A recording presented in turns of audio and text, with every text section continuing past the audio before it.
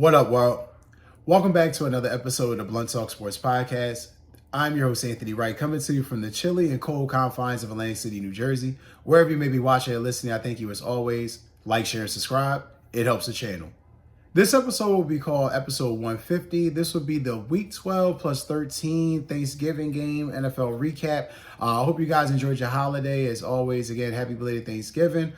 Merry Christmas to those that celebrate it. Happy Hanukkah for those that are preparing to celebrate it. And Happy Kwanzaa for those that celebrate the end of the month. As always, like I said, love you guys. Thank you for plugging in. And I do appreciate your patience. I had to take some time to get this episode ready. Had a lot of family things going on, business things I had to attend to. So definitely are happy and, definitely glad to be back in front of this camera to do this episode for you guys. So plugging in, hopping right into it.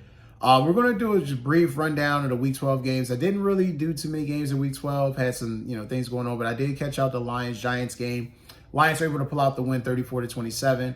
Very exciting game. If you're watching this on Substack, which I'm pretty sure you are, if you are watching this on Substack, there's a complete article that I have with the Week 12 games that you could definitely dive into with links included for some of this information I'm going over to, off the cuff with. But essentially, the Lions survived the game where they desperately needed. After coming off that loss to Philadelphia, having a shitty performance on offense, they needed a win desperately at home, getting in against the Giants, pulling off what shockingly was supposed to be an easy win. It was supposed to be a layup for them at that point. Wound up having to be, them fighting for their lives. Jameis Winston almost did the unthinkable and almost pulled it off. Got to give him a shitload of credit. He threw for 366 yards, 2 touchdowns, 1 interception, 18-36 essentially for the game. He also had a receiving touchdown too, so you definitely got to give him credit for that. The offense, the rushing game wasn't as great as it was against the Green Bay Packers. However, the combination of Tracy and Singletary did give the Lions a little bit of problems. But essentially, the real issue was the passing game, which has been something Detroit has suffered with throughout the season. Wan'Dale Robinson was electric in that game, 9 receptions, 156 yards, and a touchdown. But essentially, it just was not enough. The offensive firepower of Jahmyr Gibbs and the Lions and just Jared Goff being able to play tough enough and hang in there with the offensive line play that he had in that game, which was quite fucking garbage. If you go back and look at it, it was quite terrible. But he stood in there, handled it. Gibbs had 15 attempts, 219 rushing yards, career high, 2 touchdowns. So amazing game, amazing performance. Amon-Ra St. Brown also 149 yards with 9 receptions and a touchdown. So definitely what you needed. Definitely the type of performance you needed from that offense. Going into that game. I will touch on what they did on Thanksgiving in a brief second. So give me a minute there. But definitely didn't like their performance there. But they were definitely happy with how they played. Staved off elimination, staved off danger. For the Giants, essentially it's just more of the same. The Giants are just, they have just been a snake-bitten franchise this year. Second halves have been hell for them. They have not played well in any of those games. In any of the games they've played in, the 11 that they've played so far, or 12, they've just been garbage in the second half. To give you an idea of how badly they've been in the second half, they are ranked, and this is from teamrankings.com as you'll see here on the screen, they are currently ranked 27th in second half points. So, again, just shows you they give up a lot of second half points. A lot. Something you definitely have to keep an eye on. Definitely something that's going to be highly questionable when you go into it. The Giants, they're looking forward to next year. I think that's pretty evident. Enough to say about that. We're talking about the Steelers and Bears, which was the other game that I watched during Week 12. Very exciting game that came down to the wire. Essentially, Mason Rudolph was getting the start for Aaron Rodgers. We all know Aaron Rodgers had the wrist injury that he suffered the week prior. Great scare. So, that being said, Mason Rudolph's performance was not the problem, though he did have an early turnover in the game, which kind of shifted the balance of things. But his performance ultimately was not bad. Love the performance you got from Kenny Gainwell. 10 rushing attempts, 92 rushing yards. Jaylen Warren, 18 attempts, 68 yards and a touchdown. DK Metcalf also got in the mix on a rushing touchdown, had a receiving touchdown as well. The problem, though, for this offense is very simple. When they turn over the ball, they put on the field a defense that can no longer defend the field in short yardage situations. This Steelers defense is garbage. It is very safe to say, I don't think anyone has to pull any punches or feel like they're going to get their ass kicked for saying that out loud. The Steelers defense is trash. They have been a walking dumpster fire now for at least 2 years. I think it's safe to say 2 years. Currently ranked, let's see here, 20th in the NFL. I beg to say that's probably a little bit worse.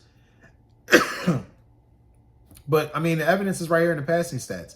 They are one of the worst passing defenses in the NFL. 30th in attempts, 28th in yards. They can't stop anybody. And then offensively, when you're middle of the pack passing the football, middle of the pack rushing the football because you're using an antiquated Aaron Rodgers offense that worked 5 to 10 years ago, yeah, you're in a rat bastard situation where you're possibly not going to win. Your success is hinged on a 40-year-old quarterback.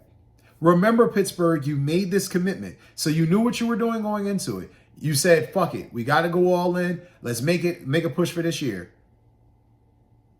How's it looking? So, kind of crazy. And then you take into account, too, also from teamrankings.com, as you'll see here on the screen, they're 31st in second half points. So, on defense, they are clearly giving up a shitload of points on defense in the second half. They're giving up 14 points per game, almost 15 points per game in the second half. Not great. So you definitely gotta, worry about that if you're Pittsburgh. The credit given out really to the Chicago Bears. The Bears have played well. The Bears have really played well. The rushing game, obviously, the Philly game, they were monstrous in that game. Ran all over fucking Philly for 250. But they played well, really, in this game here against the Pittsburgh Steelers. DeAndre Swift is really starting to, you could tell, really starting to get comfortable within the offense that Ben Johnson's calling, really getting comfortable with the scheme and everything. Got to give the Bears credit, man. They fought hard. They've hung tough. They've done exactly what they should have done, what we thought they were going to be early on in this season. And even though at the beginning of the season it did not look that way.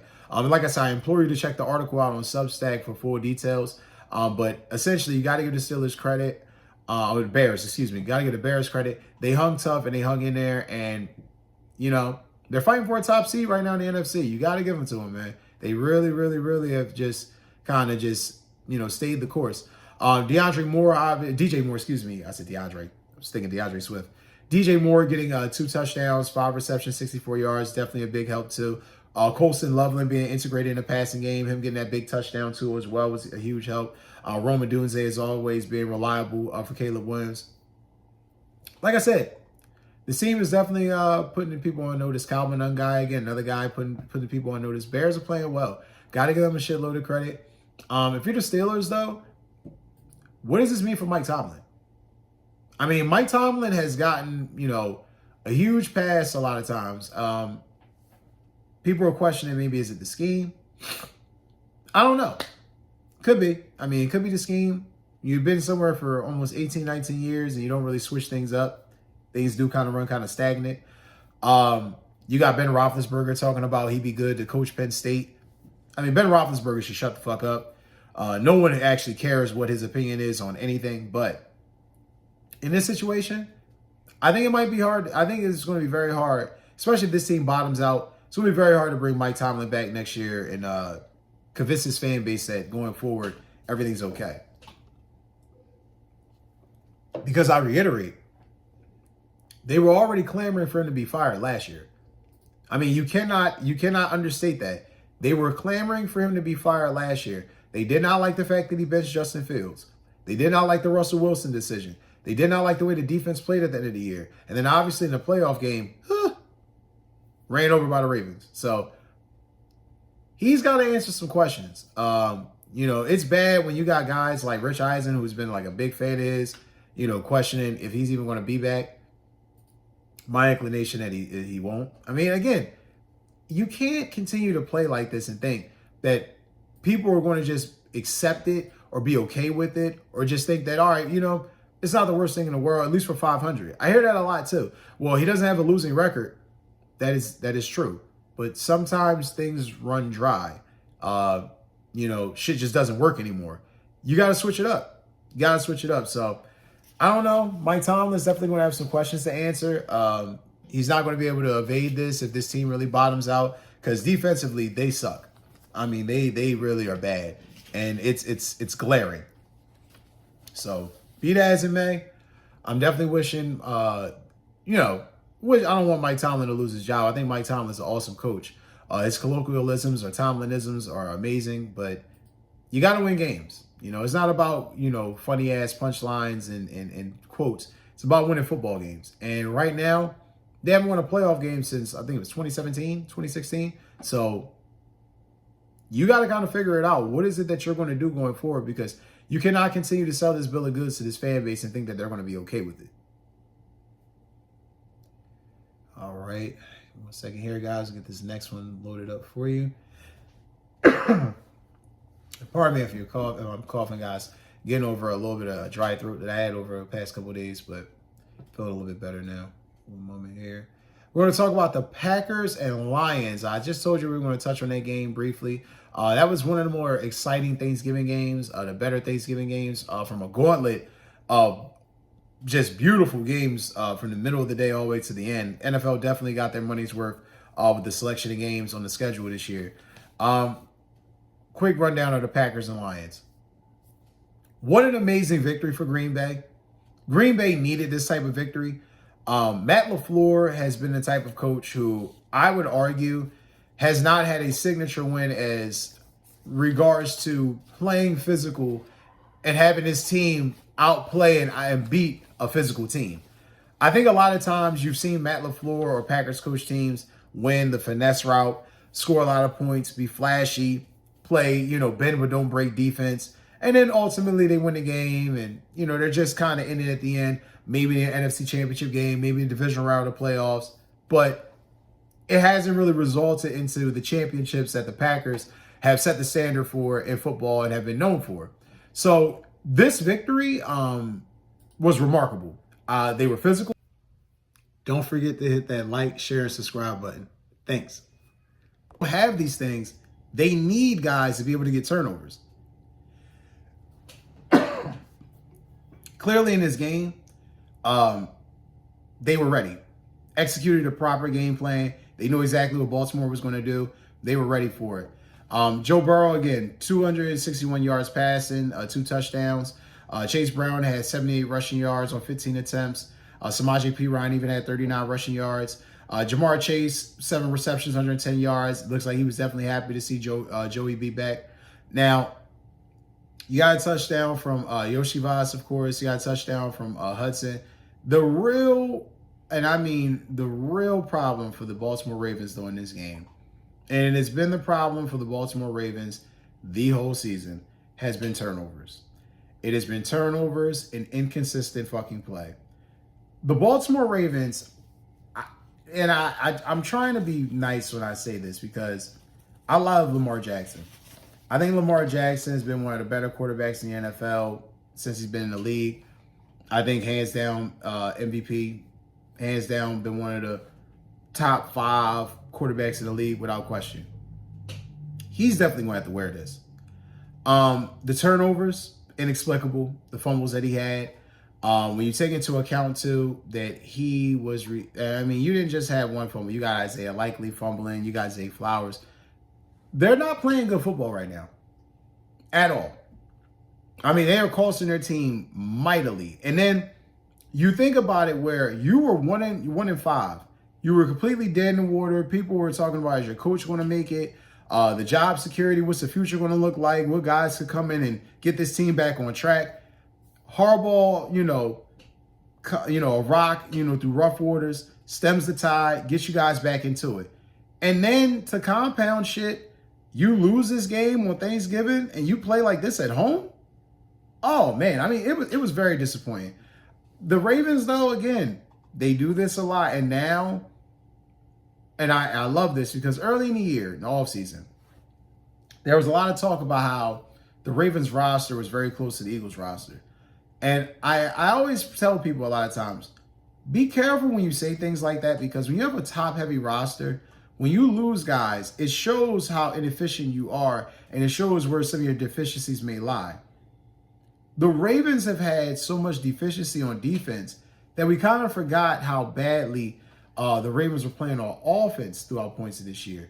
Just to give you an idea, and this is from yahoosports.com, you'll see here on the screen. Over the last 4 games, Lamar Jackson has had a completion percentage of 56%, 7 yards per attempt, 3 interceptions, but here's the catch, been sacked 10 times.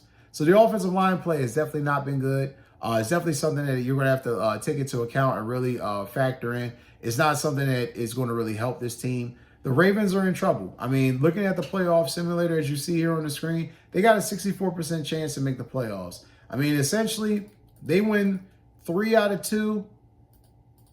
They make the postseason at a 90% or 89, 90% clip.